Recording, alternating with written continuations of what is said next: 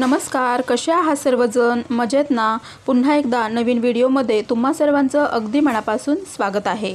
दिवाळीचा फराळ खाऊन झाला आणि दिवाळीच्या फराळाचा कंटाळा आला, गोड खावंसं वाटेनासं झालं, तर त्यानंतर आपण तिखट पदार्थ बनवून खाल्ले, नॉनव्हेज बनवून खाल्लं आणि आता काय झालं की आता काहीतरी चमचमीत पदार्थ खावेसे वाटायला लागलेले आहेत।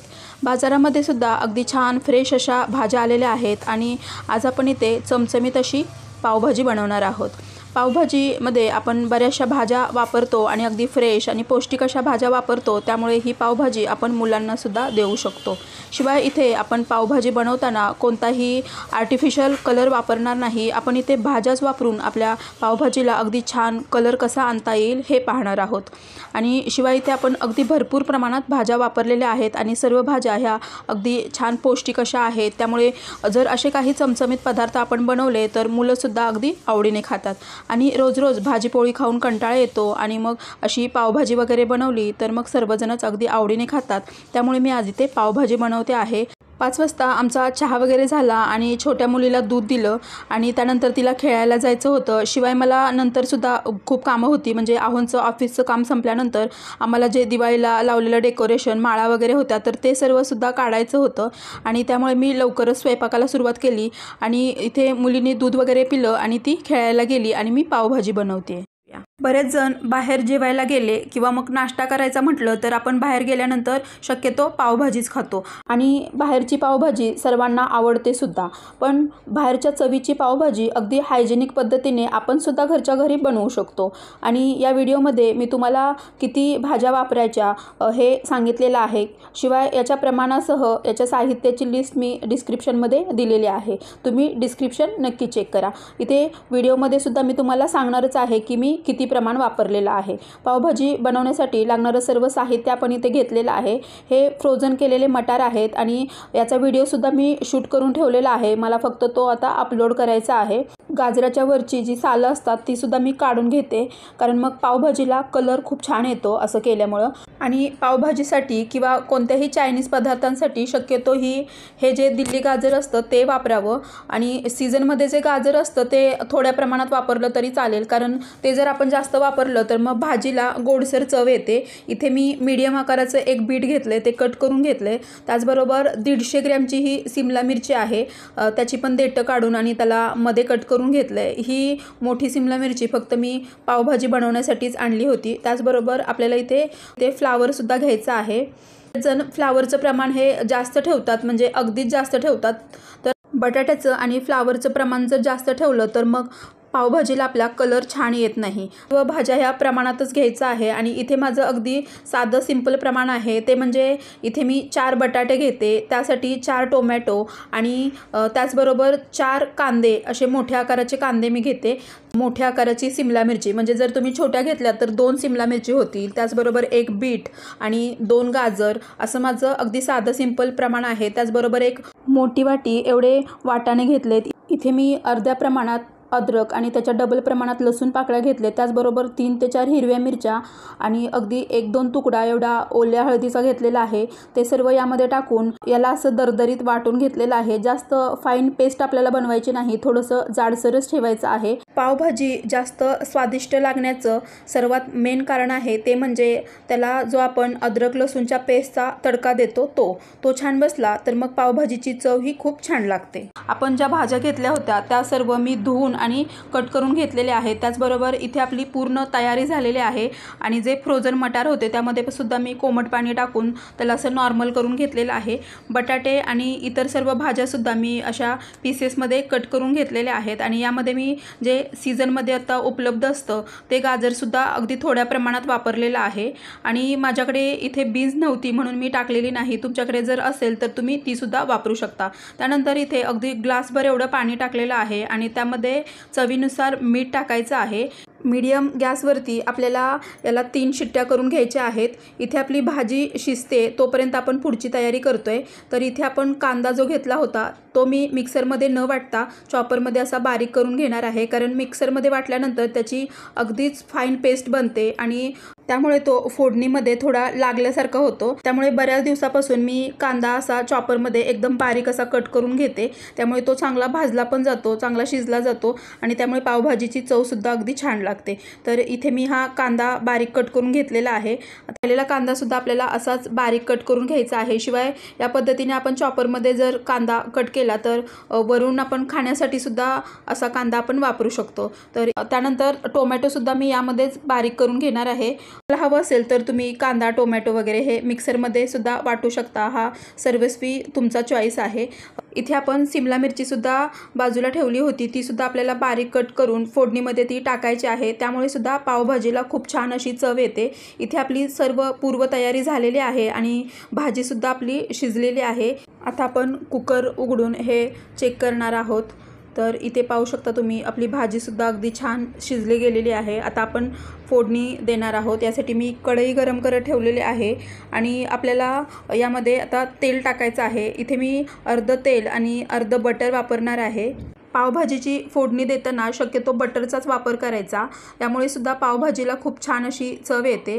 त्यानंतर आपण अद्रक लसूण आणि मिरचीची जी पेस्ट बनवली होती त्यातील 2 चमचे एवढी पेस्ट म्हणण्यापेक्षा त्याला बारीक करून आपण घेतलं होतं ते यामध्ये टाकून याचा कलर चेंज होईपर्यंत याला छान असं परतून घ्यायचं आहे। त्यानंतर त्यामध्येच आपल्याला कट केलेली सिमला मिरची टाकायची आहे आणि इथे मला थोडंसं बटर कमी वाटलं म्हणून मी यामध्ये अजून थोडंसं बटर टाकलेलं आहे आणि याला सुद्धा थोडंसं परतून घेतलेलं आहे। आणि खरं सांगू याचा वाससुद्धा अगदी खूप छान येतो आहे आणि याची चवसुद्धा अगदी छान झाली होती।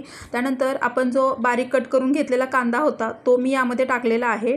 पावभाजी बनवताना आपल्याला स्टेप बाय स्टेप सर्व प्रोसेस करायची आहे, असं नाही की सर्व एकत्र केलं आणि एकदमच सगळ्याची फोडणी दिली।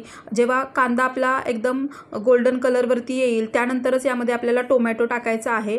पावभाजी बनवताना शक्यतो एकदम लालबुंद किंवा जास्त पिकलेली जी टोमॅटो असतात तीच वापरावी, यामुळे सुद्धा आपल्या पावभाजीला खूप छान असा कलर येतो। आणि टोमॅटो लवकर शिजलं जावं यासाठी मी इथे चवीनुसार थोडंसं मीठ टाकलेलं आहे। आता याला आपल्याला थोडा वेळ शिजू द्यायचा आहे, तोपर्यंत पावभाजी बनवण्यासाठी लागणारे पावडर मसाले आपण आता इथे काढून घेतलेले आहेत। टोमॅटो इथे आपलं शिजलेलं आहे, आता यामध्ये आपण पावडर मसाले टाकतोय। 1 मोठा चमचा एवढी लाल मिरची पावडर यामध्ये टाकलेली आहे। त्याचबरोबर अगदी पाव चमचा एवढी हळद आपल्याला इथे टाकायची आहे। अर्धा चमचा गरम मसाला टाकायचा आहे। त्याचबरोबर अर्धा चमचा एवढा धना पावडर आपल्याला यामध्ये टाकायची आहे। त्यानंतर आपल्या पावभाजीला कलर छान यावा यासाठी 1 चमचा कश्मीरी रेड चिली पावडर टाकले आणि अर्धा चमचा आमचूर पावडर टाकली। त्याचबरोबर 1 मोठा चमचा पावभाजी मसाला आपल्याला यामध्ये टाकायचा आहे। मी डायरेक्ट यामध्ये मसाले टाकलेले आहेत, तुम्हाला जर हवं असेल तर तुम्ही एका प्लेटमध्ये हे सर्व पावडर मसाले टाकून त्यानंतर यामध्ये थोडंसं पाणी टाकून मिक्स करून यामध्ये टाकलं तरीसुद्धा चालणार आहे। आपले पावडर मसाले छान शिजले जावे यासाठी पावभाजी शिजवताना त्यामध्ये जे पाणी होतं त्यातील अगदी 2 चमचे पाणी मी या कढईमध्ये टाकलेलं आहे आणि ते पाहू शकता तुम्ही छान असं तेल सुटलेलं आहे। जिरा पावडर टाकायला मी विसरली होती, आता यामध्ये मी अर्धा चमचा एवढी जिरा पावडर टाकलेली आहे। त्यानंतर अजून 1 ते 2 चमचे एवढं पाणी यामध्ये टाकलेलं आहे आणि याला आपल्याला छान असं शिजू द्यायचं आहे। आत्ताच तुम्ही पाहू शकता हा जो पावभाजीसाठी मसाला आपण बनवलेला आहे याला कलर किती छान आलेला आहे आणि आता यामध्ये मी थोडंसं मीठ टाकून घेतलेलं आहे आणि हा मसाला शिजणं खूप महत्त्वाचं असतं, यामुळेच आपल्या पावभाजीला छान अशी चव येते। आता हा मसाला थोडा शिजतोय तोपर्यंत आपण इथे ही पावभाजीची भाजी आहे ती स्मॅश करून घेणार आहोत। इथे पाहू शकता तुम्ही बीट टाकल्यामुळे आणि आपण दिल्ली गाजरं वापरली होती त्यामुळे पावभाजीला छान असा कलर आलेला आहे आणि आता आपल्या इथे मसाला सुद्धा छान असा शिजला गेलेला आहे।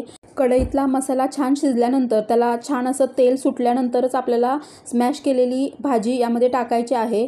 इथे मी थोडंसं पाणी कोमट करून घेतलं होतं आणि इथे चॉपर किंवा मिक्सरचं भांडं आणि हा कुकर जो होता या सर्वांना भाजी आणि मसाले लागले होते ते धुवून ते पाणी आपल्याला यामध्ये टाकायचं आहे, कारण आपल्याला अन्न बिलकुलसुद्धा वाया जाऊ द्यायचं नाही। आपल्याला जेवढी पातळ किंवा घट्ट भाजी आवडते त्यानुसार आपल्याला यामध्ये कोमट पाणी टाकायचं आहे। ही भाजी इथे थोडा वेळ शिजू द्यायची आहे, तोपर्यंत आपण आता पुढची तयारी करतोय। मी कोथिंबीर कट करून घेतलेली आहे, त्याचबरोबर लिंबू आणि खाण्यासाठी कांदासुद्धा आपला ऑलरेडी कट करून घेतलेला आहे। तर आता इथे आपल्या भाजीला सुद्धा छान असा कलर आलेला आहे आणि छान अशी ही भाजी शिजली गेलेली आहे, इथे पाहू शकता तुम्ही। आणि याचा अगदी घमघम सुटलेला होता। कोणत्याही प्रकारचा फूड कलर न वापरता अगदी नॅचरली आपल्या भाजीला छान असा कलर आलेला आहे। त्यानंतर आपण इथे यामध्ये बटर टाकलेलं आहे, त्याचबरोबर वरून कोथिंबीर टाकायची आहे आणि लिंबूसुद्धा आपल्याला आत्ताच पिळून घ्यायचा आहे। यामुळे सुद्धा आपल्या पावभाजीला खूप छान अशी चव लागते। तिखट आणि मीठ तुम्ही तुमच्या आवडीप्रमाणे कमी जास्त करू शकता।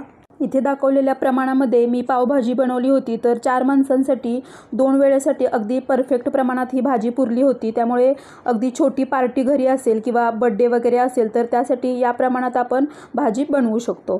तर इथे आपली भाजी शिजलेली आहे। आता इथे आपण पाव भाजून घेणार आहोत। यासाठी गॅसवरती मी तवा गरम करत ठेवलेला आहे आणि त्यामध्ये 2 चमचे एवढं बटर टाकून घेतलेलं आहे। त्यानंतर यामध्ये थोडीशी काश्मीरी रेड चिली पावडर आणि थोडासा पावभाजी मसाला टाकलेला आहे। बटर थोडंसं जास्त आपल्याला इथे टाकायचं आहे, कारण यामध्येच आपल्याला पाव भाजून घ्यायचे आहेत। त्यानंतर यामध्ये कट केलेली कोथिंबीर सुद्धा आपल्याला टाकायची आहे। या पद्धतीने तव्यामध्ये बटर टाकून त्यामध्ये पावभाजी मसाला, कोथिंबीर टाकून तुम्ही पावभाजीसोबत जर पाव असे बनवून कधी खाल्ले नसतील तर यानंतर जेव्हा तुम्ही पावभाजी बनवाल तेव्हा या पद्धतीने नक्की ट्राय करा आणि तुम्हाला खरंच विश्वास बसेल की हे पावसुद्धा खूप छान लागतात। आणि या पद्धतीने जर आपण थोडं स्पेशल काही करून खाल्लं तर अगदी बाहेर आपण खाल्ल्यासारखा फीलसुद्धा येतो आणि असेच हे पाव खायलासुद्धा खूप छान लागतात। तुम्हीसुद्धा यानंतर नक्की ट्राय करा। आपल्याला या मसाल्यावरती पाव टाकून अलटपलट करून दोन्ही बाजूनी अगदी खरपूस होईपर्यंत छान असं भाजून घ्यायचं आहे। इथे आपली भाजीसुद्धा तयार आहे आणि पावसुद्धा आपले भाजलेले आहेत। आता आपण ताट वाढायला घेतोय। बारीक कट केलेला कांदा इथे घेतलेला आहे, त्यासोबत बारीक कट केलेली कोथिंबीर आणि लिंबाची फोड मी इथे ठेवले। मस्त खरपूस असे भाजून घेतलेले पाव इथे आहेत आणि भाजीला मी अजून 1 ते 2 मिनिटं छान असं शिजू दिलं होतं। त्यानंतर त्यामध्ये अजून एकदा आपल्याला कोथिंबीर टाकून घ्यायची आहे आणि याला आपल्याला एकसारखं करून घ्यायचं आहे। आणि इथे आपण प्लेटमध्ये छान अशी गरमागरम पावभाजी वाढून घेणार आहोत। कलर पाहूनच तुमच्या लक्षात आलं असेल की ही भाजी अगदी चमचमीत अशी बनलेली आहे। छान पावभाजी वाढल्यानंतर त्याच्यावरती छानपैकी लोणी ठेवायचं, म्हणजेच जे आपलं बटर असतं ते, आणि त्यानंतर थोडीशी कोथिंबीर वरून टाकायची, थोडासा बारीक कट केलेला कांदा आपण इथे टाकलेला आहे आणि खाण्यासाठी तयार आहे गरमागरम पावभाजी।